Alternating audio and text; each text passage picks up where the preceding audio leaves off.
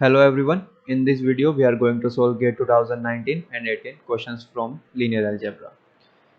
तो इस क्वेश्चन में हमें एक मैट्रिक्स गिवन है, स्क्वायर मैट्रिक्स, और उसकी मिनिमल पोलिनोमियल और कैरेक्टरिस्टिक पोलिनोमियल गिवन है. ठीक है. सो this is the characteristic polynomial and this is the minimal polynomial. और फिर रैंक पूछा है a प्लस आई का. ठीक है. तो देखो, जो मिनिमल पोलिनोमियल होती है उसमें अगर सिर्फ लीनियर फैक्टर्स हों, जैसे ये लीनियर फैक्टर है ना, इसमें पावर 2 नहीं है, ये भी लीनियर है, ये भी लीनियर है. तो अगर मिनिमल पोलिनोमियल में सिर्फ लीनियर फैक्टर्स होते हैं तब मैट्रिक्स डायगोनलाइजेबल होती है. ठीक है. This is a theorem. So this implies that here A is diagonalisable.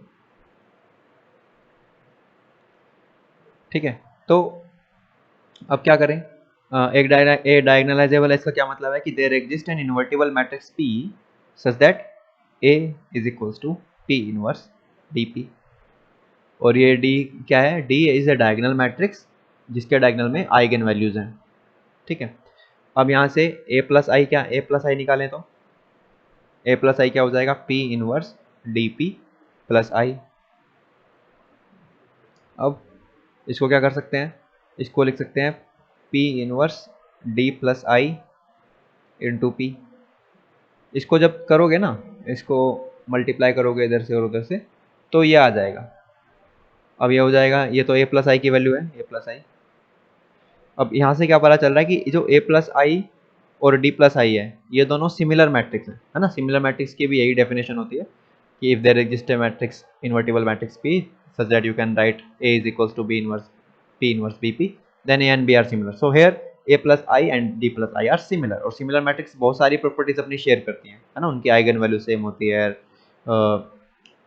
Determinant same होता है, ट्रेस सेम होता है, ऐसे ही रैंक भी सेम होता है. तो यहाँ पे जब अगर हमें रैंक निकालना है तो डी प्लस आई का रैंक निकाल लेंगे, तो वही रैंक ए प्लस आई का भी होगा.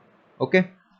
सो let's write what is D plus I. तो पहले डी को लिखते हैं, है ना. डी डी क्या है? D is equals to, D में वन आइगन वैल्यू एक बार आई है, माइनस वन आइगन वैल्यू 4 बार आई है, minus one minus one minus one minus one, और 2 5 बार आया है, 1 2 3 4 5.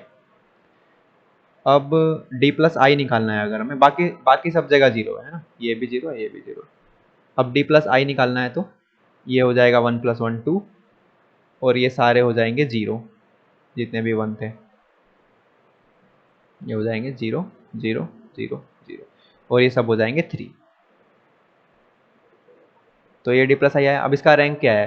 देखो, अगर ये जितनी भी जीरो रोज है, ये भी जीरो रो है, ये भी जीरो, ये भी जीरो, ये भी जीरो, तो इनको अगर नीचे भेज दें तो ये रो एक्लन फॉर्म बन जाएगी, और फिर उसमें हम number of non zero rose count कर लेंगे. ठीक है. कि नंबर ऑफ नॉन जीरो रोज कितनी है. तो नंबर ऑफ नॉन जीरो रोज होंगी 1 2 3 4 5 6 होंगी. तो इसका मतलब डी प्लस आई का जो रैंक है वो 6 है, और इसीलिए ए प्लस आई का रैंक भी 6.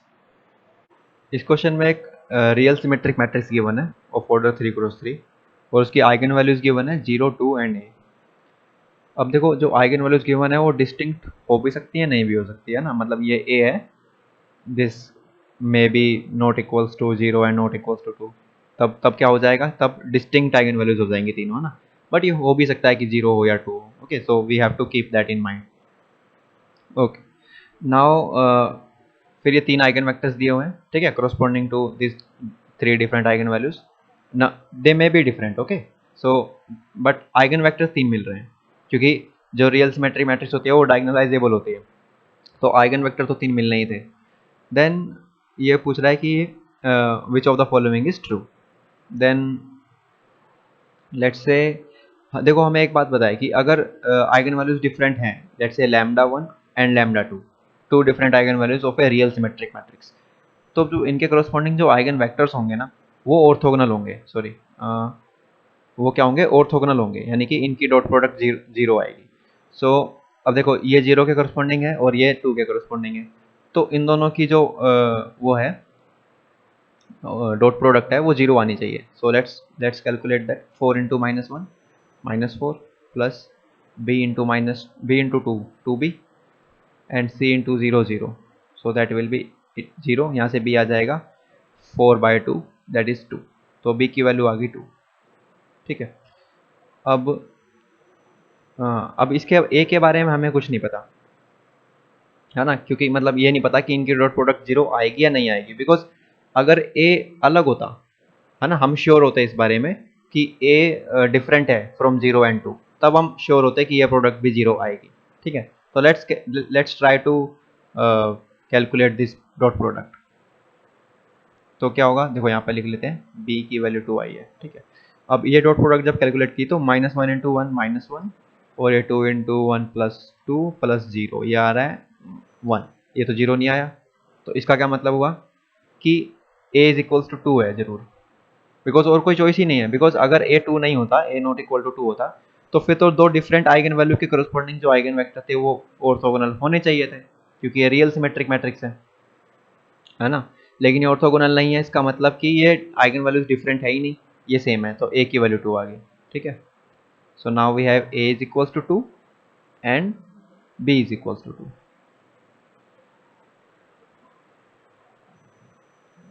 ओके, सो नाउ अब हमें ये पता है कि ये जीरो के करस्पॉन्डिंग आइगन वैल्यू और ये 2 के करस्पॉन्डिंग है ना। तो इसका मतलब इनकी डॉट प्रोडक्ट तो जीरो होनी चाहिए, इसकी और इसकी। तो ये हो जाएगा 4 plus b plus c equals to 0। ठीक है, तो b तो 2 था, तो c भी 2 आ जाएगा। लेट्स सी b की वैल्यू 2 पुट की तो ये हो जाएगा c इज इक्वल्स टू -6 हो जाएगा, सॉरी। ठीक है, यहाँ पे 2 पुट करेंगे तो c इज इक्वल्स टू -6 हो गया। ओके, अब हमें a b c तीनों पता है, तो हम क्या कर सकते हैं, यहाँ पे पुट करके देख सकते हैं a plus b 2 plus 2 4 -6 plus 6 is equal to 10। इसका मतलब ये हो गया करेक्ट। ठीक है, अब ये कह रहा है कि क्या ये वेक्टर इसको सेटिस्फाई करता है। चलो देखते हैं v प्लस डब्ल्यू क्या है, v प्लस डब्ल्यू निकालते हैं। तो v है 111, ओ सॉरी v है -1 2 0 और w ही है, तो इनको ऐड किया तो ये हो जाएगा 0, ये हो जाएगा 3 और ये हो जाएगा 1। ये हो गया। अब ये बोल रहा है कि M x is equals to v plus डब्ल्यू। ठीक है, तो इसको लिख के देख लेते हैं एक बार। एम इंटू एक्स, एक्स क्या है यहाँ पे इसका 0 3/2 और 1/2, ये है is equals to v plus डब्ल्यू कह रहा है। अब देखो वी प्लस डब्ल्यू तो ये आया था, इसमें से हम क्या कर सकते हैं, इसमें से हम कॉमन ले सकते हैं बाहर, मतलब कि बाहर 2 कॉमन ले लिया अगर मैंने, तो ये बन जाएगा 0 ही रहेगा, और ये क्या रहेगा 3/2 हो जाएगा, ये 1/2 हो जाएगा, है ना। देखो अब ये मैच कर रहे हैं, यानी कि एक ये ऐसा दिख रहा है M x is equals to lambda x, ऐसा दिख रहा है ये। और इस सिचुएशन में क्या होता है, इस सिचुएशन में लैम्डा आइगन वैल्यू होती है और एक्स आइगन वेक्टर होता है। ठीक है, तो लैम्डा आइगन वैल्यू है यानी 2, 2 तो आइगन वैल्यू है, तो इसका मतलब ये सेटिस्फाई हो जाएगा। हमें यही बताना था कि ये सेटिस्फाई होगा या नहीं, बट अगर ये लैम्डा कुछ और, ये 2 ना होके कुछ और होता, लेट्स से 3 होता, तब ये ट्रू नहीं है, क्योंकि 3 तो आइगन वैल्यू है ही नहीं, तो फिर सेटिस्फाई नहीं होगा। लेकिन because lambda is an eigenvalue here, 2 is an eigenvalue given, that is why this equation has to satisfy, है ना, इसको सेटिस्फाई करना ही होगा फॉर लैम्डा आइगन वैल्यू, तो इसलिए ये भी ट्रू हो गया। ठीक है, now we have 2 more statements left. So third statement is for any d belongs to this ms equals to d has a solution. Okay, let's see. देखो mx is equals to d, इसका solution मिलेगा या नहीं ये बोल रहा है, और डी कहाँ से ले रहा है, स्पैन ऑफ यूवीडब्ल्यू से, और यूवीडब्ल्यू तो लीनियरली इंडिपेंडेंट है तीनों के तीनों, है ना। तो डी असल में कहाँ से आ रहा है, डी R3 में से ही आ रहा है, क्योंकि यूवीडब्ल्यू का स्पैन पूरे के पूरे R3 को स्पैन कर देगा। ठीक है, तो इसका मतलब ये कह रहा है कि for any d belongs to R3 क्या M x equals to d का सोल्यूशन एग्जिस्ट करेगा। देखो एम एक्स का तो ऑलरेडी डिटर्मिनेंट 0 है, क्योंकि 0 आइगन वैल्यू है।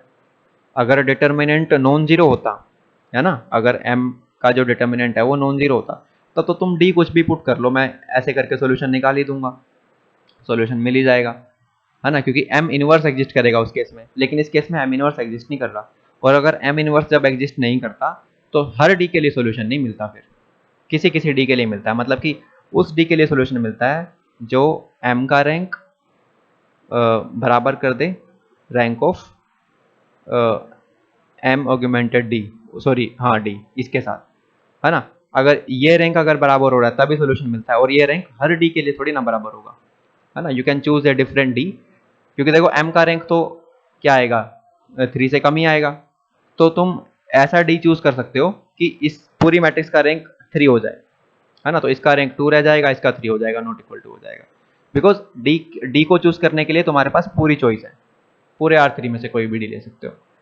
सो that is why for every d it is not solvable, ठीक है। अगर इन्वर्टिबल होता then for every d it is solvable. Okay, so now let's go to the fourth option, fourth statement.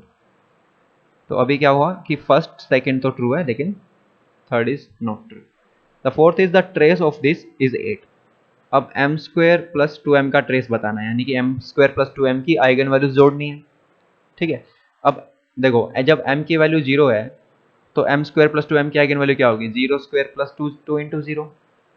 तो एक eigen value तो आ गई 0 इसकी, ठीक है।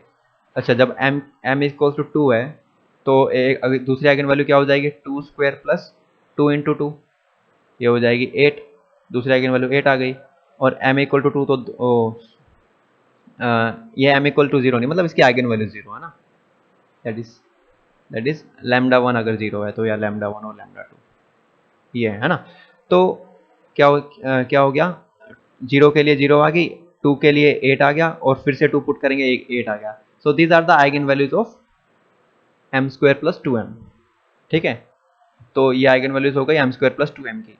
अब इनको ऐड करके आ जाएगा ट्रेस, ट्रेस आ रहा है 16 लेकिन दे रखा है 8, तो that means this is also wrong. So statement only statement 1 and 2 are true, so that means B is correct.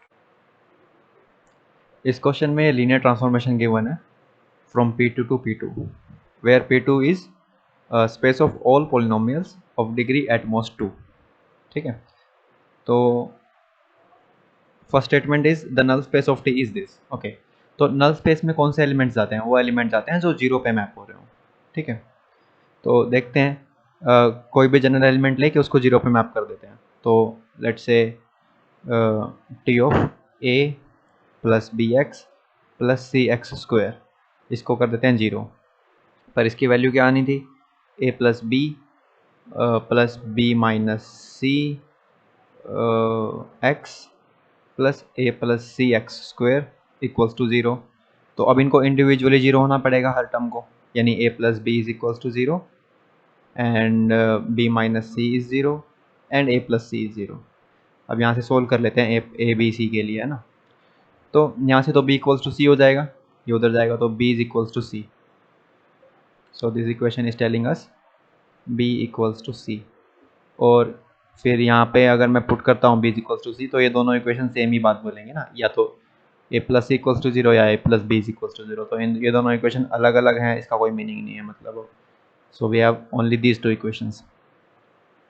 अच्छा, b को हमने c की फॉर्म में निकाल लिया है, तो a को भी निकाल सकते हैं, a is equals to minus B and b is equals to C, इसका मतलब a is equals to minus C, and c तो है ही c के बराबर। तो ये हो जाएगा a b c हमारे क्या आ गए, a b c आ गए, a is -1, b is 1 and c is 1। यहाँ से c कॉमन ले लिया तो, है ना। तो इसका मतलब a b c को -1, 1 और 1 के स्पैन में लिख सकते हैं, ठीक है। तो इसका क्या मतलब हुआ कि यानी कि a इज इक्वल्स टू 1, फिर से लिख लेते हैं -1 sorry, b is equals to 1 and c is equals to 1, ठीक है। तो जब ये पुट किया तो क्या हो गया, क्या पॉलिनोमियल बनेगी, यहाँ पुट करेंगे तो पॉलिनोमियल बनेगी -1 प्लस एक्स स्क्वायर, और इसके मल्टीप्लाई में कोई भी नंबर, है ना, लेट्स से अल्फा। तो दिस विल बी द इस टाइप के जितने भी एलिमेंट्स होंगे वो सारे के सारे कहाँ जाएंगे, नल स्पेस में जाएंगे। तो इसका मतलब 1 इज करेक्ट, क्योंकि इस टाइप के एलिमेंट पे जब भी मैं टी लूँगा तो मेरे को 0 मिलेगा, ये अल्फा बाहर आ जाएगा और T of this is 0। Then okay, so this is correct. Now the range space of T is defined is span by this, मतलब कि जो रेंज है वो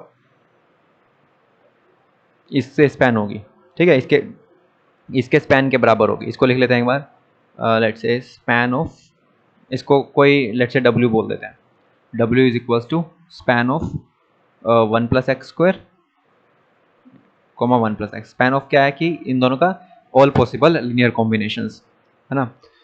देन ओके, अब हम उठाते हैं इसको, रेंज को। रेंज का जो एलिमेंट है, रेंज का जो जनरल एलिमेंट है वो ऐसा दिखता है,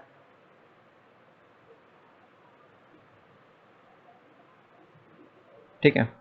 यहाँ ले लेते हैं एक्स, तो ये रेंज का जनरल एलिमेंट ऐसा दिखता है। अब वन प्लस एक्स स्क्वायर और वन प्लस एक्स, इस ये वाले फैक्टर्स मेरे को चाहिए, ठीक है। तो देखो b माइनस सी यहाँ पे प्रेजेंट है और यहाँ पे सिर्फ b प्रेजेंट है।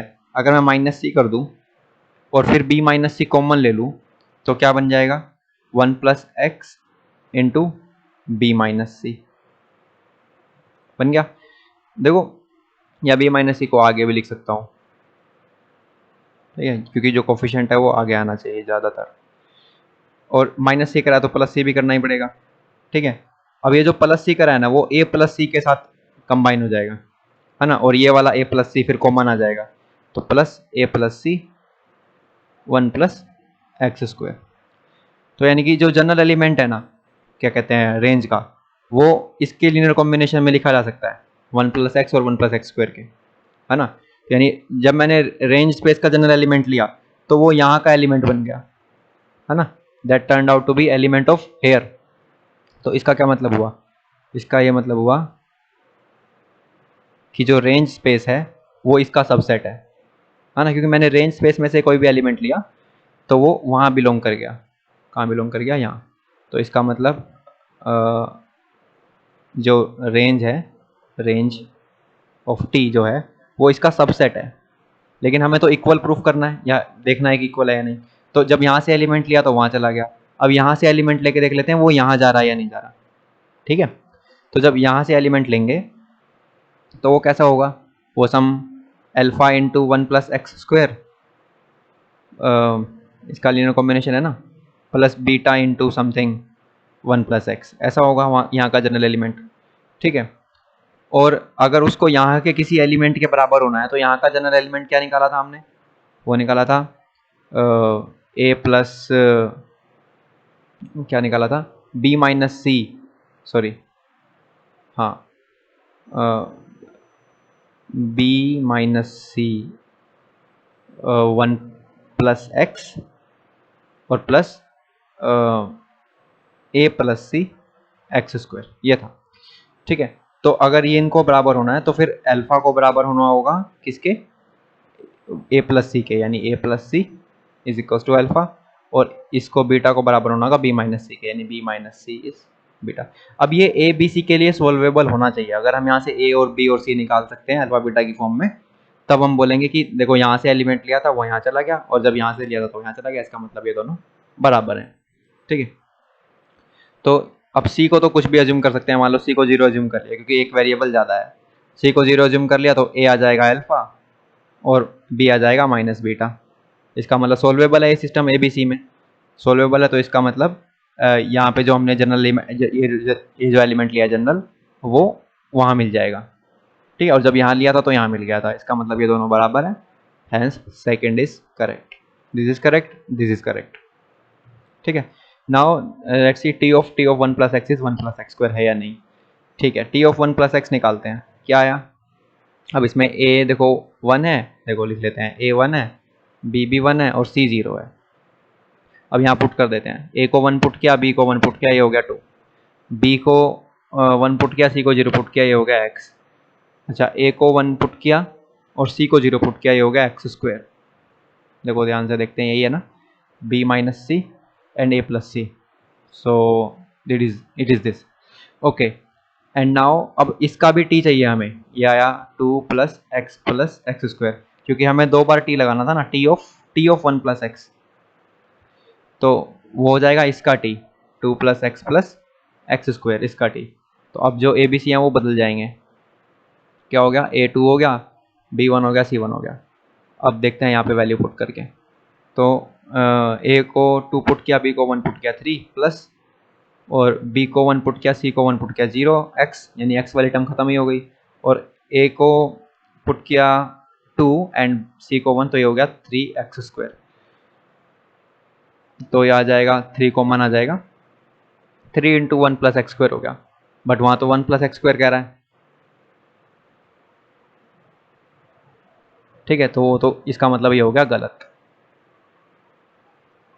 अब देखते हैं लास्ट। लास्ट बोल रहा है कि अगर मैट्रिक्स रिप्रेजेंटेशन करूँ मैं इसकी, जो लीनियर ट्रांसफॉर्मेशन है, तो वो मैट्रिक्स रिप्रेजेंटेशन में वो क्या होगा, क्या कहते हैं,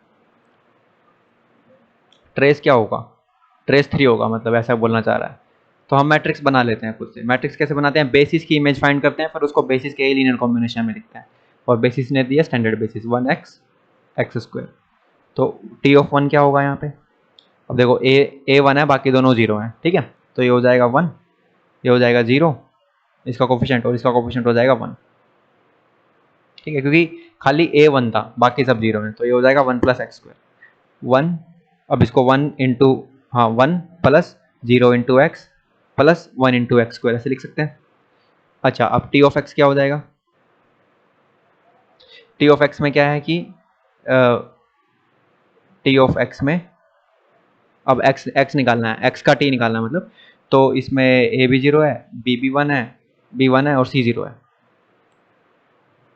okay, so now when we put here a plus b यानी 1 plus b minus C is x and a plus C is 0। Okay, ये 1 प्लस एक्स हो गया, यानी कि ये 1 plus 1 into x plus 0 into x square हो गया। अब निकाल लेते हैं टी ऑफ एक्स स्क्वायर। अब इसमें क्या हो गया, c1 हो गया, c1 हो जाएगा, और सॉरी c1 हो जाएगा, b0 हो जाएगा। तो अब इसको निकालें तो यहाँ पे पुट करें इन वैल्यूज़ को, a प्लस बी यानी ये 0 हो गया, प्लस ये b माइनस सी ये भी 0 हो गया, और ये 1 हो गया। तो यानी कि हो जाएगा, एक मिनट, b माइनस ये -1 होगा, सॉरी, ठीक है। तो ये हो जाएगा 0 plus -1 into x plus 1 into x square, ठीक है। और जब हमें मैट्रिक्स निकालनी होती है तो हम इसका कर देते हैं ट्रांसपोज, है ना। मैट्रिक्स ऑफ लीनियर ट्रांसफॉर्मेशन जब निकालनी है हमें, तो हमारी मैट्रिक्स ऑफ लीनियर ट्रांसफॉर्मेशन आ जाएगी 1 0 1 1 0 1 1 1 0 1 1 0 प्लस 0 -1 1 0 -1 1। ये आ गई मैट्रिक्स ऑफ लीनियर ट्रांसफॉर्मेशन। और इसका इसका सम ट्रेस क्या है, 1 plus 1 plus 1, because trace is nothing but sum of diagonal elements. तो ये हो जाएगा 3, और 3 ही बोला है उसने, तो इसका मतलब 4 भी करेक्ट है। So 1 2 and 4 these are correct. So 1 2 and 4, so c option is correct. इस क्वेश्चन में वी एक वेक्टर स्पेस दिया हुआ है of all 3x3 matrices with complex entries, और जो फील्ड है वो रियल नंबर्स का है, ठीक है। देन दो सबस्पेस दिए हुए हैं W1 एंड W2। W1 में क्या है, ऑल द हर्मिशियन मैट्रिक्स हैं, ठीक है, जिनका कॉन्जुगेट ट्रांसपोज उन्हीं के इक्वल होता है। और W2 में वो सभी मैट्रिक्स हैं जिनका ट्रेस 0 है, ठीक है। तो हमसे पूछा dimension of W1 plus W2। Okay, so हम इसमें यूज क्या करेंगे, that dimension of W1 plus W2 is nothing but dimension of W1 plus dimension of W2 minus dimension of W1 intersection W2। तो हम पहले ये निकालेंगे, फिर ये, और फिर ये, then we will put all those in the formula. Okay, so first of all हमें ये सोचना होगा कि V की डायमेंशन क्या है। अब देखो, V 3x3 की मैट्रिक्स है, मतलब इसमें 9 एंट्रीज हैं, है ना, 9 एंट्रीज हैं इसके अंदर। तो अगर ये रियल एंट्रीज होती तब तो इस V की डायमेंशन 9 है, because every entry is free. Okay, but ये कॉम्प्लेक्स है, तो कॉम्प्लेक्स में क्या होता है कि हर एक एंट्री पे दो वैल्यूज बैठी हुई हैं, a प्लस आयोटा भी। अब ये a भी फ्री है अपने आप में, b भी फ्री है, तो इसलिए हर एंट्री दो फ्री वेरिएबल को रिप्रेजेंट कर रही है। तो इसका मतलब इसकी डायमेंशन होगी 18, ठीक है। हर एंट्री पे दो फ्री वेरिएबल है, तो जो v है, v की डायमेंशन हो गई, dimension of v is 18। Okay, so now we will think about what is the dimension of W1. Okay,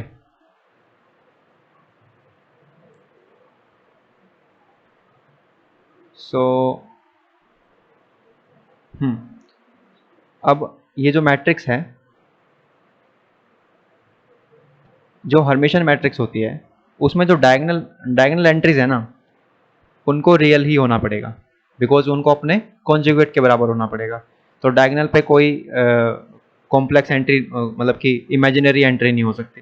तो यहाँ पे जो A1, let's say A1, A2, A3, ये तीनों रियल नंबर्स होंगे। ये इंडिपेंडेंट है, कुछ भी हो सकते हैं, बट इनको रियल होना होगा। और यहाँ पे कुछ भी एंट्री आ सकती है, यहाँ पे कुछ भी आ सकती है, यहाँ पे कुछ भी आ सकती है, लेकिन जो यहाँ पे एंट्री आएगी उसको इस एंट्री के हिसाब से होना पड़ेगा, है ना। ये डिपेंड करेगी इस एंट्री के ऊपर, और ये वाली एंट्री जो होगी वो डिपेंड करेगी इसके ऊपर, और जो ये वाली होगी वो डिपेंड करेगी इसके ऊपर। तो यानी कि ये तीन एंट्री ही फ्री हैं बस, उन तीनों को तो इनके अकॉर्डिंग होना पड़ेगा। तो तीन एंट्री यहाँ से फ्री मिली, और यहाँ पे तो दो वेरिएबल है, दो वेरिएबल, हर एंट्री में दो फ्री वेरिएबल है, तो यानी 2 + 2 + 2 6, और फिर ये तीनों वेरिएबल फ्री हैं, 1 2 3 is equal to 6 + 3 is 9। So dimension of W1 is 9। ठीक है, इसको लिख लेते हैं। So the dimension of W1 is 9। Okay, अब W2 की बात करते हैं। W2 में फिर से मैट्रिक्स बनाते हैं। ठीक है, तो ये एंट्री फ्री है, ये एंट्री फ्री है, ये भी फ्री है, ये भी फ्री है, ये भी फ्री है, ये भी फ्री है। अब बात करते हैं डायगोनल की। ठीक है, डायगोनल इस तरह से होना चाहिए कि 0 आए, जो सम है वो 0 आए। ठीक है, यानी कि यहाँ पे जो एंट्री है, यहाँ पे जो एंट्री है, और यहाँ पे है, उन तीनों का सम 0 आना चाहिए। ठीक है, तो उस केस में क्या होता है, जैसे कि फॉर एग्जाम्पल यहाँ पे मैं बोल रहा हूँ A1 + iota B1 है। ठीक है,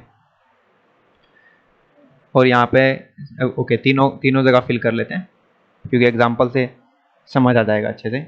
A2 + iota B2, और यहाँ पे है A3 + iota B3। तो अभी यहाँ पे क्या हुआ, A1 + A2 + A3 ये 0 होना चाहिए, और B1 + B2 + B3 ये भी 0 होना चाहिए। तो जब ऐसा होता है तो दो वेरिएबल इंडिपेंडेंट होते हैं, मतलब ये कुछ भी हो जाए, A1 अपने आप को एडजस्ट कर लेगा उसी हिसाब से कि ये सम 0 हो जाए। तो यानी कि दो वेरिएबल फ्री हैं, और ये डिपेंड कर रहा है बाकी दो पे। सिमिलरली यहाँ पे ये दोनों वेरिएबल फ्री हैं, और एक वेरिएबल डिपेंड कर रहा है।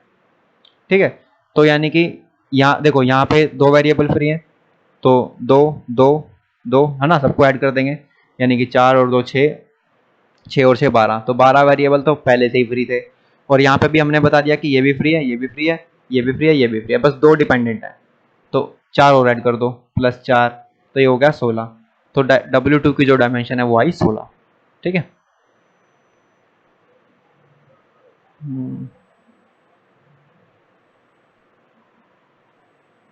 तो अब W2 की डायमेंशन भी पता है और W1 की भी पता है। अब निकालेंगे इंटरसेक्शन की डायमेंशन। सो यहाँ से लिख लेते हैं डायमेंशन ऑफ W2 इज 16। अब देखो, इंटरसेक्शन में वो मैट्रिक्स जाएंगी जो हर्मिशन भी है और जिनका ट्रेस भी 0 होता है। ठीक है, अब देखो, हर्मिशन होने के लिए सबसे पहली बात तो ये थी कि ये एंट्रीज रियल होनी चाहिए, A1 A2 A3 रियल होनी चाहिए। ये इंडिपेंडेंट हैं, ये तीनों इंडिपेंडेंट है, लेकिन ये वाली इस पे डिपेंड कर रही है, ये वाली इस पे डिपेंड कर रही है, और ये वाली इस पे डिपेंड कर रही है, यानी कि ये तीनों तो इंडिपेंडेंट है। तो 6 तो इसके पहले से जोड़ लो, 2 2 2, है ना। और अब इनकी बात करते हैं। पहले ये, अगर हम सिर्फ हर्मिशन की बात कर रहे थे, तब ये तीनों ही इंडिपेंडेंट थे, ये तीनों रियल होंगे, बस ये जरूरी था, पर ये इंडिपेंडेंट होंगे, इसलिए हमारा 6 + 3 9 आ रहा था। लेकिन अभी क्या है कि इन तीनों का सम 0 होना चाहिए, यानी A1 + A2 + A3 0 होना चाहिए। तो इसमें अब कितने इंडिपेंडेंट बचेंगे, दो इंडिपेंडेंट बचेंगे, ये वाला डिपेंड कर सकता है बाकी दो पे। तो तो यहाँ 6 + 3 की जगह 6 + 2 ही होगा, अब तो ये 8 आ जाएगा। ठीक है, तो अब जो इंटरसेक्शन है W1 और W2 का, उसकी डायमेंशन आ गई 8। So now we can write dimension of W1 intersection W2 is 8, and here we can say that dimension, फिर से वही फॉर्म, अब बस फॉर्मूले में पुट करना है। Dimension of W1 + W2 is nothing but dimension of W1 + dimension of W2 minus dimension of intersection. तो ये हो गया 16 plus 9. Okay, 9 plus 16. So it will be 9 plus 16 minus 8. So it will be 17, I guess. It will be 17. So 17 is the answer. So the next question is from inner product spaces, and it is a very easy question. Let's try to see. इसमें देखो ये inner product given है, ठीक है, और vector space क्या given है, set of all polynomials of degree at most 2, ठीक है, यानी कि एटमोस्ट 2 डिग्री वाले सारे पोलिनोमियल्स हैं और उन पे इनर प्रोडक्ट इस तरह से डिफाइन किया है। फिर एक सेट दिया है F not F one F two, बोल रहा है ये ऑर्थोगोनल सेट है। ऑर्थोगोनल सेट का क्या मतलब है, इन दोनों की इनर प्रोडक्ट आपस में जीरो है, इन दोनों की इनर प्रोडक्ट आपस में जीरो है और इन दोनों की इनर प्रोडक्ट आपस में जीरो है, ठीक है। उसका यूज करके, इस फैक्ट का यूज करके कि ऑर्थोगोनल है, हमें ये C1 C2 C3 की वैल्यू निकालनी है। C1 C2 C3 की वैल्यू निकाल लेंगे और फिर जो भी आएगी उसको यहाँ पुट करके इस वैल्यू को निकाल लेंगे। So it is very easy. So let's try to use the fact कि F0 और F1 का इनर प्रोडक्ट जीरो आएगा, ठीक है। इसका इस्तेमाल करते हैं F0 और F1 this is zero and what is F1 F0 1 और F1 क्या है T प्लस C1, तो ये हो जाएगा T plus C1 into F0 which is 1, इसका integration 0 to 1 that it should be 0, और ये इंटीग्रेशन क्या आ रहा है T square by 2 plus C1t limit 0 to 1, so it will be 1 by 2 plus C1 equals to 0 and so it will be, यहाँ पे t होगा, ठीक है, so it will be C1 is equals to minus 1 by 2, ठीक है, ये C1 की value आ गई। नाउ ऐसे ही अब क्या करोगे, C1 की वैल्यू आ गई उसको पुट कर लेना, अब तुम्हें F1 पूरा पता है। नाउ ऐसे ही करके F1 और F2 को इनर प्रोडक्ट करो, उसको जीरो के इक्वल रखो, वहाँ से शायद C2 आ जाएगा या C2 में इक्वेशन आ जाएगी, देन F0 और F2 का इनर प्रोडक्ट जीरो कर दो, वहाँ से C3 आ जाएगा। So you will be able to find C1 C2 C3, और एक बार C1 C2 C3 मिल गए then just put them here and it is very easy. Next question में मैट्रिक्स गिवन है where a, b, c and f are real numbers and f is not equals to 0. f is not equals to 0 का मतलब ये है कि ये diagonal matrix नहीं है, ठीक है। The geometric multiplicity of the largest eigen value of a is, okay, so a की जो लार्जेस्ट आइगन वैल्यू होगी उसकी ज्योमेट्रिक मल्टीप्लिसिटी कितनी है, और ज्योमेट्रिक मल्टीप्लिसिटी क्या होती है, the number of linearly independent eigenvectors corresponding to that eigenvalue, ठीक है। Okay, let's say lambda is eigenvalue. Lambda is an eigenvalue of a. Then a minus lambda अगर निकालें तो क्या आएगा, it will be a minus lambda 2f 0 2f b minus lambda 3f 0 3f c minus lambda, ये होगा। और एक formula हमें पता है that geometric multiplicity is equals to geometric multiplicity is equals to n which is the rank of sorry dimension of the matrix, ठीक है। तो यहाँ पे n is 3,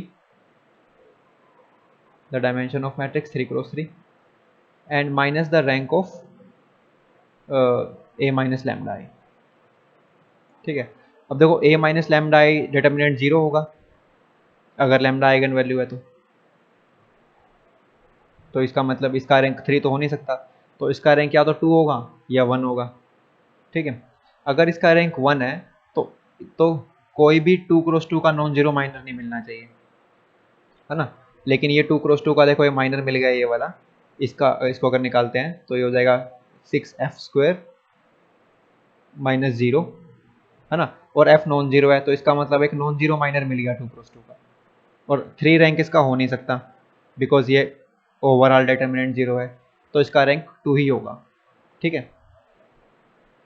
ओके, सो इसका मतलब क्या हुआ कि this value is 2। So for every eigen value not just largest, देखो लार्जेस्ट तो उसने थोड़ा कंफ्यूज करने के लिए बोल दिया, but for every eigen value चाहे वो लार्जेस्ट हो या स्मॉलेस्ट हो, but for every eigen value geometric multiplicity क्या आ रही है 3 माइनस 2 विच इज 1, ठीक है।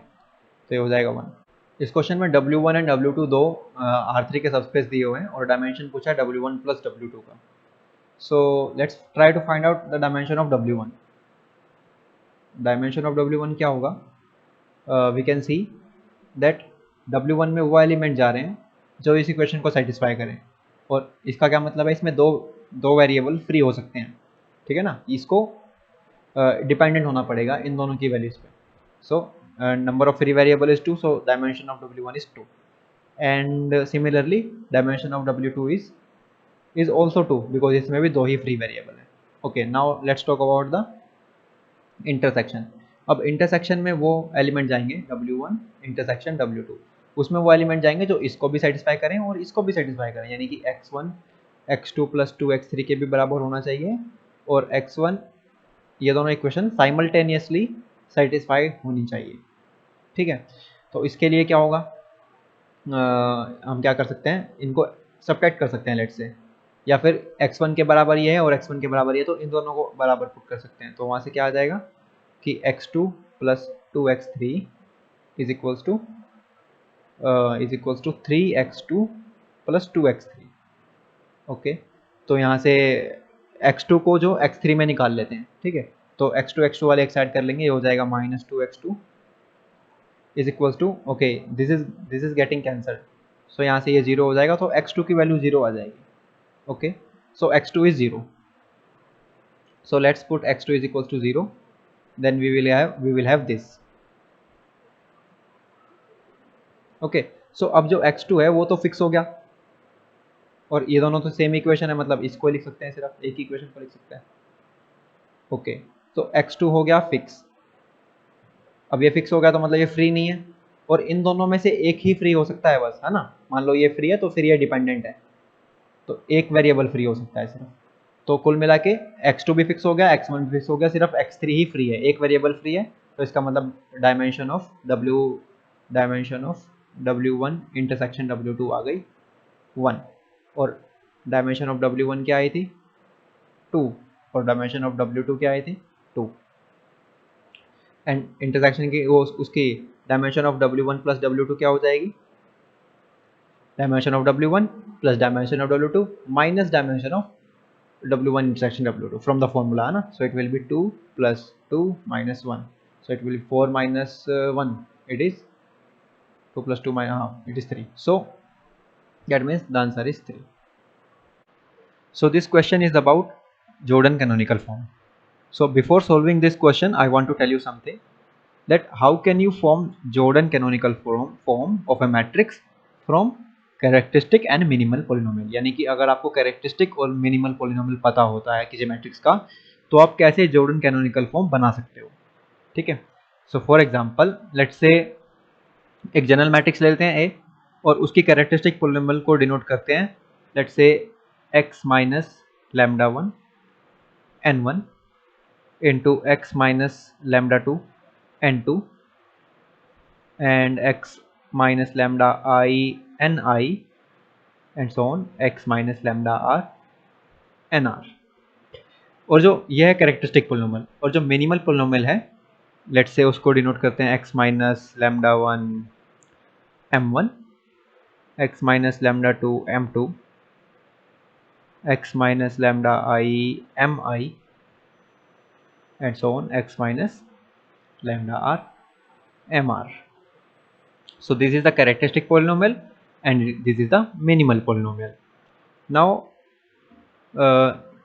let's say हम lambda I के corresponding जॉर्डन ब्लॉक्स बनाना चाह रहे हैं, ठीक है।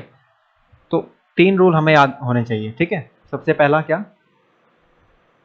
कि there exist at least one Jordan block of order mi, ठीक है।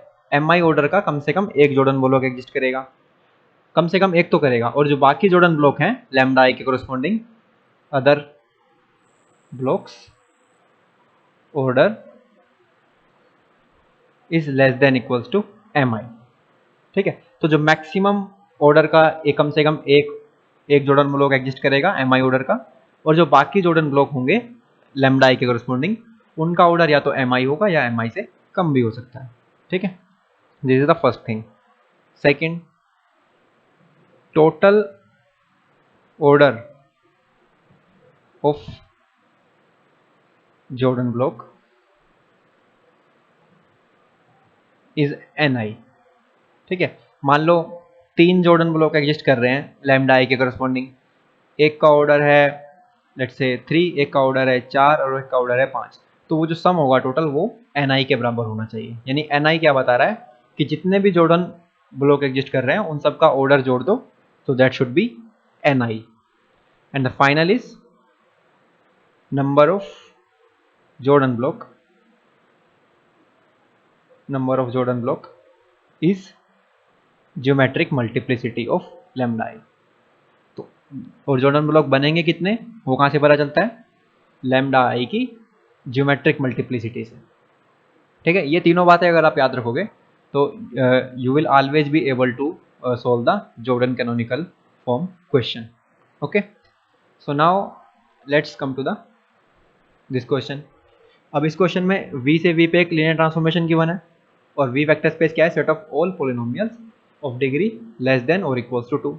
ठीक है, और ये ट्रांसफॉर्मेशन गिवन है, तो हम इस ट्रांसफॉर्मेशन की मैट्रिक्स निकाल लेते हैं पहले।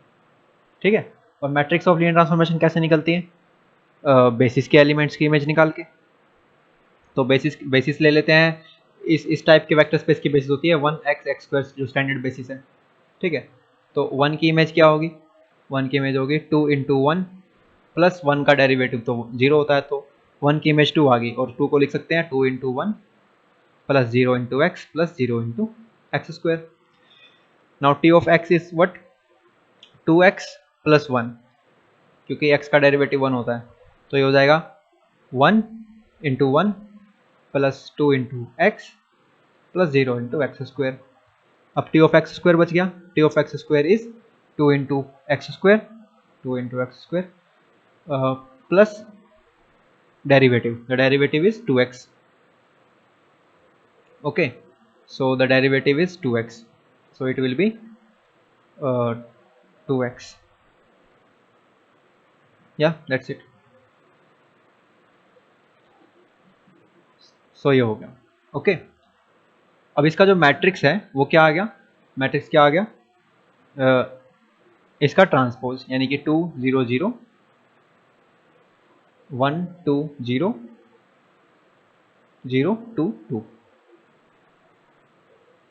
Okay, so this is the matrix of linear transformation, जो यानी कि जो हमें मैट्रिक्स गिवन है, this is the matrix of जो हमें ट्रांसफॉर्मेशन गिवन है उसकी मैट्रिक्स हमने निकाल ली। ओके, अब हम इस मैट्रिक्स की जॉर्डन कैनोनिकल फॉर्म निकालेंगे और उसमें कितनी जीरोज हैं, that will be the our answer. So इसकी जॉर्डन कैनोनिकल फॉर्म निकालने के लिए हमें क्या करना पड़ेगा, हमें इसकी आइगन वैल्यूज मतलब कि कैरेक्टरिस्टिक और मिनिमल पॉलिनोमियल निकालनी पड़ेगी। ठीक है, तो मिनिमल पॉलिनोमियल कहाँ से आएगी, a minus lambda I determinant यहाँ से आएगी। ओके, सो जब तुम वो करोगे so you will get the minimal polynomial is 2 minus lambda sorry 2 minus lambda cube, so that will be the minimal polynomial, वो sorry characteristic polynomial, so that is the characteristic polynomial. अब minimal polynomial कैसे निकालते हो, minimal polynomial में तुम ये check करते हो कि इसके फैक्टर्स मतलब कि मिनिमल डिग्री की पॉलिनोमियल जो मैट्रिक्स सेटिस्फाई करे। ठीक है, ये मैट्रिक्स मिनिमल डिग्री की पॉलिनोमियल सेटिस्फाई करे जो इसको डिवाइड करती है ना। तो इसको देखो 2 माइनस लैम्डा डिवाइड करता है, लेकिन 2 माइनस लैम्डा डिवाइड तो करता है इसको, लेकिन 2 minus a equals to 0 matrix इसको सेटिस्फाई करेगी नहीं। Okay, then you go for the higher powers, then you think कि क्या ये मिनिमल पॉलिनोमियल हो सकती है। For this to happen you have to check क्या 2 माइनस ए का होल स्क्वायर इक्वल्स टू 0 हो रहा है, अगर हो रहा है that means this is the minimal polynomial, but इस केस में ये भी नहीं होगा। सो दैट मीन्स कैरेक्टरिस्टिक पॉलिनोमियल और मिनिमल पॉलिनोमियल दोनों सेम है। ठीक है, कैरेक्टरिस्टिक पॉलिनोमियल भी यही है और मिनिमल पॉलिनोमियल भी यही है। ओके, सो ये क्या बताता है, ये बताता है कि कम से कम एक जॉर्डन ब्लॉक एग्जिस्ट करेगा 3 ऑर्डर का। ठीक है, कम से कम एक जॉर्डन ब्लॉक एग्जिस्ट करेगा 3 ऑर्डर का, करस्पॉन्डिंग टू आइगन वैल्यू 2 और एक ही आइगन वैल्यू है, तो 3 ऑर्डर का जॉर्डन ब्लॉक कैसा होगा, ऐसा होगा। और कोई जॉर्डन ब्लॉक एग्जिस्ट ही नहीं कर सकता, मैट्रिक्स ही 3 क्रॉस 3 की थी, है ना। और कोई जॉर्डन ब्लॉक एग्जिस्ट नहीं कर सकता और कोई आइगन वैल्यू एग्जिस्ट नहीं करती। सो this is the Jordan canonical form of the given transformation. Now if this is the Jordan canonical form, the number of zeros in the Jordan canonical form is 1 2 3 4 5, so 5 is the answer. इस question में vector space दिया हुआ है of all real valued continuous function on interval 0 to 1, ठीक है। Then एक linear transformation T define किया है इस वेक्टर स्पेस पे, which is this, okay. Then we have to tell, हमें क्या बताना है कि ये जो लीनियर ट्रांसफॉर्मेशन गिवन है इसकी रेंज स्पेस की डायमेंशन क्या है, ठीक है। So let's say range space में कोई एलिमेंट लेंगे तो वो कैसा दिखेगा, वो ऐसा ही दिखेगा 0 to 1 sin x plus y F of Y D y, ऐसा एलिमेंट यही जाएगा रेंज स्पेस में, है ना। So where f of y is belongs to this, यानी एफ के बारे में हमें क्या पता है कि एफ कंटिन्यूअस फंक्शन है on this interval, continuous real valued, okay. Then sine x plus y पे हम क्या कर सकते हैं, इस फॉर्मूले को ओपन कर सकते हैं, sine X sorry sine x cos Y plus cos X sine Y, ये कर सकते हैं। यहाँ पे F of Y D Y integration 0 to 1, ठीक है। Now okay, now what we can do is, अब एफ ऑफ वाई को अंदर मल्टीप्लाई कर सकते हैं, ठीक है।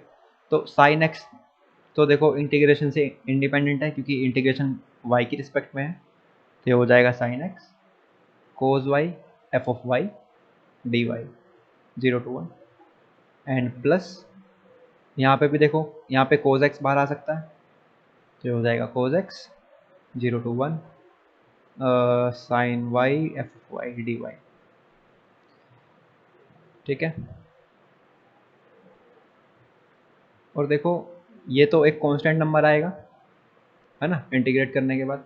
So let's say it is alpha, so will have alpha sign x plus beta cos x, इसको बीटा अगर बोल दें, तो हमें क्या पता चल रहा है कि जो कोई भी रेंज का मैंने एलिमेंट लिया, जनरल एलिमेंट, तो मैं उसको साइन एक्स और कोस एक्स के लीनियर कॉम्बिनेशन में लिख पा रहा हूँ। और साइन एक्स और कोस एक्स क्या है, इसके ही तो एलिमेंट है ना, क्योंकि ये कंटिन्यूस रियल वैल्यूड है इस इंटरवल पे। तो कोई भी रेंज का एलिमेंट लिया तो उसको साइन एक्स और कोस एक्स के लीनियर कॉम्बिनेशन में लिख पा रहा हूँ इन दोनों फंक्शंस के, यानी कि इसका क्या मतलब हो गया कि range of T, range space of T is nothing but span of sine x and cos x, ठीक है। तो यानी कि जो डायमेंशन है वो 2 हो सकती है या 2 से कम हो सकती है। 2 से कम मैं क्यों बोल रहा हूँ, क्योंकि 2 तब होगी जब ये बेसिस बनाए, ठीक है, मतलब स्पैन तो कर रहा है लेकिन स्पैन होने के साथ साथ ये लीनियरली इंडिपेंडेंट भी हो, तब ये बेसिस बनाता है।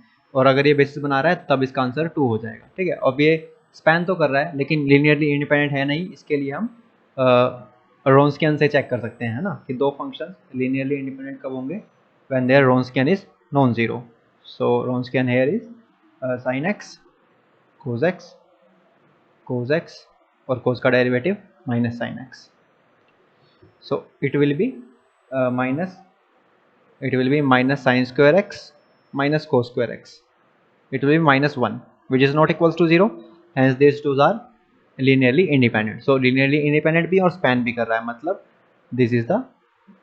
that is the basis of range space, और basis में जितने element होते हैं that is the dimension. So the answer is 2. So in this question 2 statements are given. So the first statement is कि ये जो मैट्रिक्स है it has infinitely many LU factorizations where L is lower triangular with each diagonal entry 1 and U is upper triangular. So let's try to find out कि इसकी LU factorization कितनी exist करती हैं, ठीक है। सो यहाँ पे 0, यहाँ 5, यहाँ 7। अब जो L है, L is lower triangular with each diagonal entry 1। Okay, तो इसके डायगोनल पे 1 है और ये लोअर ट्रायंगुलर है, मतलब यहाँ पे कोई नॉन जीरो एंट्री रहेगी। बेसिकली यहाँ पे कुछ भी रहेगा और यहाँ पे 0 रहेगा। एंड यहाँ पे क्या आएगा, U is the upper triangular matrix. So U is upper triangular, that means यहाँ पे 0 और यहाँ पे एनीथिंग A B C। ओके, सो ऐसे कितने A B C और अल्फा एग्जिस्ट कर सकते हैं, है ना, वो हमें देखना है कि कितनी वैल्यू फैक्टराइजेशन एग्जिस्ट कर सकते हैं। So let's multiply them. So we will get, यहाँ पे आ जाएगा A और यहाँ पे आ जाएगा B।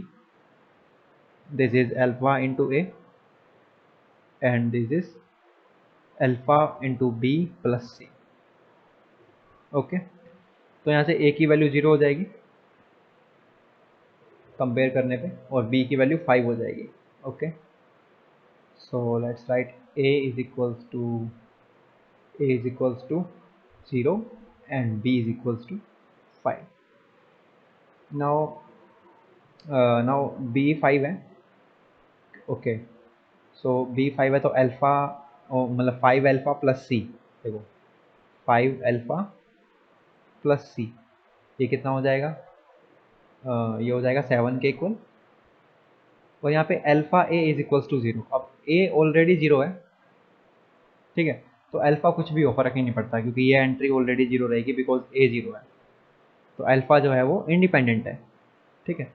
तो यानी कि अल्फा इंडिपेंडेंट है और 5 alpha plus C is equal to 7 है, तो अल्फा डिफरेंट डिफरेंट होगा तो C हमें डिफरेंट डिफरेंट मिलेंगे, है ना। तो अल्फा A B और C ये फिक्स नहीं हुए, है ना, कुछ फिक्स हो गए, जैसे ये फिक्स हो गया, ये फिक्स हो गया, लेकिन अल्फा और C वेरी कर सकते हैं और जितना मर्जी वेरी कर सकते हैं। तो इसका मतलब क्या हुआ, there are infinitely many LU factorization for this, ठीक है। तो यानी कि P तो ट्रू हो गया, इनफाइनेटली ये है। Now let's C for Q। अब इसमें ये बोल रहा है कि L is lower triangular with each diagonal entry only 1। Okay, फिर से सेम चीज, डायगोनल पे 1 है और लोअर ट्रायंगुलर है, ठीक है। और U is upper triangular, then U is again upper triangular, that means यहाँ 0 और यहाँ पे एनीथिंग A B C। फिर से मल्टीप्लाई किया तो यहाँ पे आ जाएगा A, यहाँ पे आ जाएगा B, यहाँ पे सिमिलरली अगेन अल्फा A और यहाँ पे alpha into B plus C, same हो गया। Now alpha is 0, beta A is 0 basically and B is 0। अब देखो A भी 0 हो गया, B भी 0 हो गया, तो अगर A 0 है तब तो ये एंट्री 0 हो जाएगी, इस एंट्री को तो लेकिन 2 होना चाहिए था, है ना। तो ये तो अगर, क्योंकि और A को 0 होना पड़ेगा बिकॉज ये इक्वल होने चाहिए थे, तो इसका मतलब इस मैट्रिक्स की कोई ऐसी एल्यू फैक्टराइजेशन एग्जिस्ट ही नहीं करेगी। There is no LU factorization for this matrix, not even 1। तो इसका मतलब इसमें क्या बोला था कि this matrix has no LU factorization. Okay, वो खुद ही बोल रहा है कि कोई एल्यू फैक्टराइजेशन नहीं है, इसका मतलब क्यों भी ट्रू है। तो P और Q बोथ ट्रू है, hence A option is correct. No sorry, both P and Q is true, so B is correct। yeah, इस क्वेश्चन में एक वेक्टर स्पेस गिवन है which is all two cross two real matrices over the field R, and फिर उस पर एक linear transformation define किया गया विच इज दिस, और हमें इस लीनियर ट्रांसफॉर्मेशन का ट्रेस बताना है।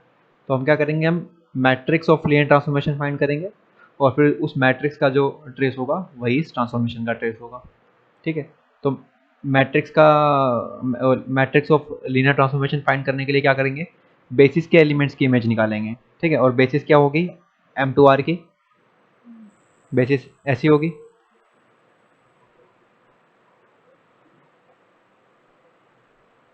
ठीक है। तो this is the basis of M2R, ठीक है, क्योंकि ये R4 के आइसोमॉर्फिक होता है, ठीक है। सो अब इन बेसिस के एलिमेंट्स की इमेज निकालते हैं, ठीक है। सो इट विल बी, थोड़ा इसको छोटा लिखते हैं बिकॉज पूरे पे आना चाहिए। सो it will B T of 1 0 0 0। सो ये क्या होगा, इसको 2 से मल्टीप्लाई करना है और फिर इसके ट्रांसपोज में इसको ऐड करना है, तो वो हो जाएगा 3 0 0 0। सो उसको लिख सकते हैं 3 into 1 0 0 0 plus 0 into the second element of the basis 0 1 0 0, then the 0 into third element of the basis which is 0 0 1 0, and finally plus 0 into 0 0 0 1। ठीक है, now we want to find the t of 0 1 0 0। ये क्या होगा, इसको 2 से multiply करना है मतलब ऐसा, और प्लस इसमें ट्रांसपोज ऐड करना है इसका मतलब ये, तो ये हो जाएगा मतलब एंटी डायगोनल पे 2 आ जाएंगे 0 2 2 0। ओह सॉरी, यहाँ पे 1 रहेगा बिकॉज उसका ट्रांसपोज करना है ना, सो इट विल बी 1 1। ये हुआ, और इसको कैसे लिखेंगे उसमें, ऐसे कैसे कॉम्बिनेशन में कैसे लिखेंगे, 0 into this plus 2 into second element of the basis plus 1 into third element और प्लस 0 इंटू फोर्थ एलिमेंट। ठीक है, now we will find the image of the third basis element. Third basis element क्या हो गया, t of 0 0 1 0। So it is nothing but 2 से multiply करके ये हो जाएगा दिस, प्लस इसका ट्रांसपोज करेंगे तो it will B 0 0 1 0। Okay, so it will B, यहाँ पे 1 हो जाएगा, यहाँ पे 2 हो जाएगा, बेसिकली ऐड करने के बाद ये आ जाएगा। और इसको कैसे लिख सकते हैं, 0 into first element plus 1 into second element, ठीक है, plus 2 into third element and plus 0 into last element. Okay, finally हमें क्या करना है, अब लास्ट एलिमेंट की इमेज निकालनी है विच इज़ टी ऑफ 0 0 0 1। तो इसका ट्रांसपोज तो ये रहेगा, 2 से मल्टीप्लाई करेंगे तो यहाँ पे 3 हो जाएगा मतलब, तो ये हो जाएगा 0 into this plus 0 into this plus 0 into this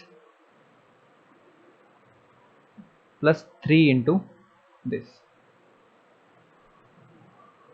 ठीक है, अब ये जो मैट्रिक्स बनी है ना 3 0 0 0, इसको लिखते हैं थोड़ा सा, देखो क्या बन रहा है, 3 0 0 0 और यहाँ पे 0 2 1 0 0 2 1 0 और यहाँ पे 0 1 2 0 0 1 2 0 और 0 0 0 3 0 0 0 3। ओके, ये जो मैट्रिक्स बनी है, तो मैट्रिक्स ऑफ लीनियर ट्रांसफॉर्मेशन क्या होती है, ये जो मैट्रिक्स हमने बनाई है इसका ट्रांसपोज। ठीक है, इसका ट्रांसपोज कर देंगे तो हमारे पास आ जाएगी matrix of linear transformation. Okay, so let's just right the matrix of linear transformation. क्या हो जाएगी, इसका transpose 3 0 0 0 and it will B 0 2 1 0 and it will be 0 1 2 0 and it will be 0 0 0 3। Okay, तो अब ट्रेस क्या आ जाएगा, 5 plus 2 5 plus 2 7 plus 3 10, so 10 is the answer। So in this question D denotes the distance between this point and the subspace of R3 spanned by these two vectors। ठीक है, तो कोई general element ले लेते हैं इस सेट का, let's say U belongs to span of 1 1 0 and 0 1 1। तो U कैसा दिखता होगा, सम x into this plus y into this. So now U will be x comma x plus y comma y, तो ऐसा होगा U। और इसको जनरल एलिमेंट हमने देखो यहाँ से लिया और उसका डिस्टेंस हमें 1 1 1 से निकालना है। ठीक है, that is what D is. तो डी स्क्वायर क्या हो जाएगा, डी स्क्वायर हो जाएगा x minus 1 square plus x plus y minus 1 square plus y minus 1 square. Okay, अब देखो क्या है कि 1 1 1 का डिस्टेंस मैं यहाँ के किसी एक पॉइंट से लूँ, फिर किसी और पॉइंट से लूँ, ऐसे करके उन डिस्टेंसेस का जो मिनिमम डिस्टेंस होगा वो डिस्टेंस होगा from this point two the subspace. तो मिनिमम निकालना है, इसका मतलब हम डेरिवेटिव का यूज कर सकते हैं। तो इसको हम एज्यूम कर लेते हैं कोई एफ ऑफ एक्स वाई, कोई मतलब कि दो वेरिएबल का फंक्शन है ये, ठीक है। तो ये एज्यूम कर लिया, और इसका सेकंड फर्स्ट डेरिवेटिव लेंगे एफ एक्स, वो क्या आएगा 2 into x minus one plus 2 into x plus y minus one, ये आ जाएगा। और इसको जीरो भी रख देते हैं क्योंकि क्रिटिकल पॉइंट निकालने के लिए। Then f y will be 2 into x plus y minus one plus 2 into y minus one, ये हो जाएगा। अब यहाँ से 2x प्लस 2x हो गया 4x, ठीक है। और यहाँ से ये 2y हो रहा गया अलग से, तो प्लस 2y हो गया। अब ये -2 है और ये क्या है, ये भी -2 है, तो -4 हो गया, इक्वल्स टू 4 हो गया। अब ठीक है, और ये इसको देखें तो सेकंड इक्वेशन को, ये हो जाएगा 2x, ओके, और 2y plus 2y 4y equals to 4। तो अब ये दोनों इक्वेशन आ गई हमारे पास, यानी इस इन पॉइंट्स पे हमें मिनिमा मिलेगा। देखो हम श्योर कैसे हैं यहाँ पे मिनिमा मिलेगा, देखो अब तो हम डिस्टेंस निकाल रहे हैं, तो हमें पता है कि मिनिमम जो मिनिमा का अगर कोई क्रिटिकल पॉइंट आ रहा है तो वो मिनिमा का ही होगा, हम श्योर हैं। लेकिन फिर भी अगर तुम्हें चेक करना हो कि जो यहाँ से एक्स और वाई पॉइंट निकलेंगे वो मिनिमा का ही पॉइंट है, वो कैसे चेक कर सकते हो तुम, सेकेंड डेरिवेटिव ले सकते हो, फिर वो कंडीशन होती है ना, कि if d is greater than zero and some first derivative is greater than zero, then minima है या मैक्सिमा है। So you can go and check into two variable calculus कि ये हम कैसे we can be sure that this is the point of minima. So now we want to solve for x and y, okay, so we can multiply this equation by 2, ठीक है। 2 से multiply करेंगे तो क्या हो जाएगा, यहाँ पे हो जाएगा 4, यहाँ पे हो जाएगा 8 और यहाँ पे हो जाएगा 8, तो ये कैंसिल हो जाएंगे जब डिवाइड माइनस करूँगा तो। फिर 2 minus 8y minus 6y is equals to 4 minus 8 minus 4, so y is equals to y is equals to 4/6 यानी कि 2/3, ओके। सो y 2/3 आ गया, तो x क्या आ जाएगा, y को यहाँ 2/3 पुट कर देंगे तो ये हो जाएगा 4/3, so 4x is equals to 4 minus 4/3, so 4x is equals to 8/3 and x is equals to 2/3। तो x और y दोनों 2/3 आ गए। सो यहाँ पे हम पुट कर देंगे अब, ठीक है, 2/3 और 2/3 पुट कर देंगे तो डी स्क्वायर की वैल्यू आ जाएगी। तो ये it is 2/3 minus 1 square plus 2/3 plus 2/3 is 4/3 minus 1 square plus 2/3 minus 1 square, तो ये हो जाएगा 9 और 2 माइनस 3 माइनस 1 और 4, अब स्क्वायर कर देंगे तो 1 हो जाएगा मतलब, प्लस इसमें भी नीचे 9 आ जाएगा, 4 इसमें यही हो जाएगा 4 माइनस 3 या, so plus it will B 1/9। सो इन तीनों को ऐड करने पे हो जाएगा 3/9 which is 1/3, okay. So D square की वैल्यू आ गई 1/3, तो 3d स्क्वायर हो गया 1, सो 1 इज द आंसर, ओके। इस क्वेश्चन में एक मैट्रिक्स गिवन है A which is defined by this.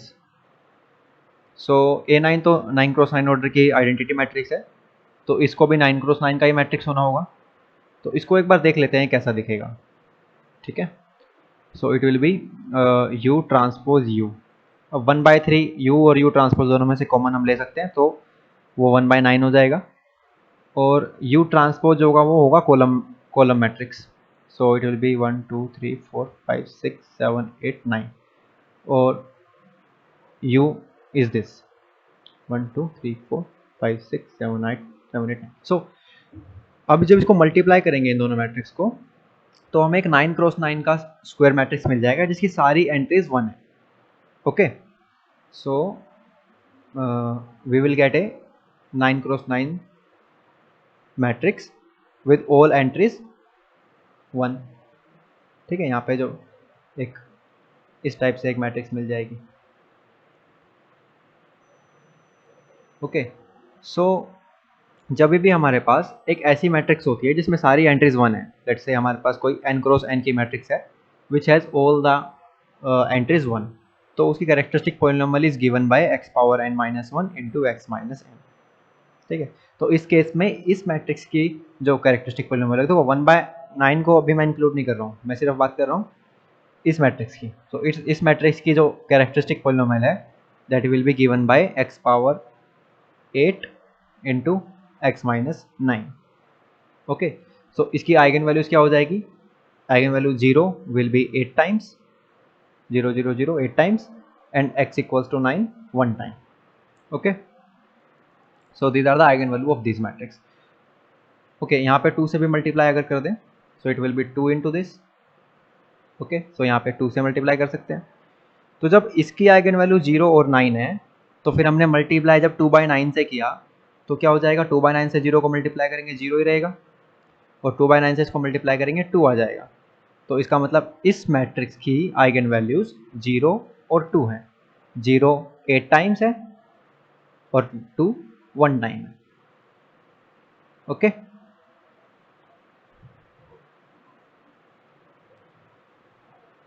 Okay, सो इस मैट्रिक्स की हमें आइगन वैल्यू पता है. अब हम देखते हैं कि ए की आइगन वैल्यूज क्या होंगी. ठीक है, so A is nothing but A9 minus 2 U transpose U. Okay, so जो ये मैट्रिक्स होती है आइडेंटिटी मैट्रिक्स, इसकी आइगन वैल्यू सिर्फ क्या होती है? 1 होती है, वो 9 टाइम्स होगी. ओके, तो इस पूरी मैट्रिक्स की आइगन वैल्यू क्या हो जाएगी? 1 माइनस 0, बिकॉज 1 माइनस इसकी eigen value 0, so this is the one eigenvalue of A, and 1 minus 2, so it will be minus 1. so 1 और minus 1 eigenvalue हो जाएंगी A की. ओके, तो इसका मतलब हमें दो डिस्टिंक्ट eigenvalues A की मिल चुकी हैं which are 1 and minus 1. Okay, so अब यानी कि लैम्डा को 1 मान लो, म्यू को -1 मान लो, कुछ भी मान सकते हो क्योंकि हमें तो डिफरेंस ही चाहिए. डिफरेंस उतना ही आएगा चाहे इसको -1 मानो या इसको 1 मानो.